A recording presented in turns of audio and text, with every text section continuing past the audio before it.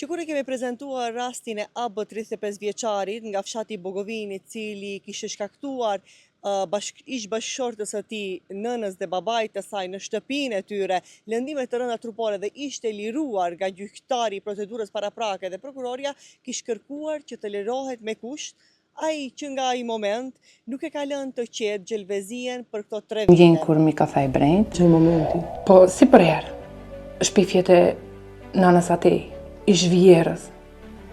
Ai kap nënën tim, shtoj për muri. Sal babit tim, sal mu. Sal nënës tim. Kërejt që i ka. Okej, nuk të dhejnë ta une.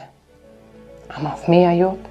Ashtu vepra e tij ende është i dënuar me kusht, deri në këtë moment që sot gjelvezia ka mundur të njëjtat akuza që i ka pasur vazhdimisht për ish bashkëshortin e saj, t'i dëshmojë për shkak se ngjarja ka ndodhur në parkingun në cilin ka pasur edhe material të dokumentuar me kamera. AB tani është brenda në policinë e Tetovës, ku është arrestuar dhe pritet që prokurori i procedurës sot të jap verdiktin e duhur për vepra që ai ka kryer, edhe pse është i dënuar me kusht.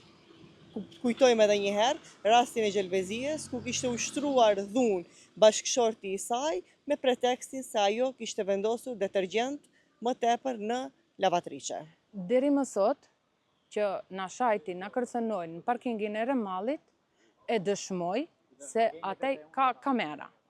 Deri më sot nuk kom pas, përveç lekarskës që e kam, ato po, atjera sende nuk mund t'i dëshmoj me fakte se s'ka pas kamera, i ka bo msheftas. Edhe pse në Bogovoj ka kamera në fshatin Bogovin, po i kanë hup provat. Kërkoj drejtësi, unë nuk jam me lirë dal jashtë me fëmijët e mej. Shkoj në market, unë shkoj me frejk. I qoj fëmijët në shkollë, edhe pse tash janë pushim, po kur janë në shkollë, unë veç shikoj anë e mban, mos më dalet na sulmoje. Fëmijët jenë traumatizau në stop me fiksimi se na dalet na sulmoje, na dhunoje. Kërkuj prej shtetit drejtësi, se nuk jo me lirë mund edhe kërcënimet t'i realizoje. Kam vrase, pastaj e dënon liri me kusht, jo me burë, po në liri me kusht. Gjyqtari edhe prokuroret. Këtë. Prej në atë moment, ai pse e pa vitin se është në liri me kusht edhe pse kina pas teshka, telesna, povreda, 3 persona, ai më ka kërcënau, më ka sulmau, bashkë me fëmijët, në për qytet, në për fshatin Bogovin, plus sot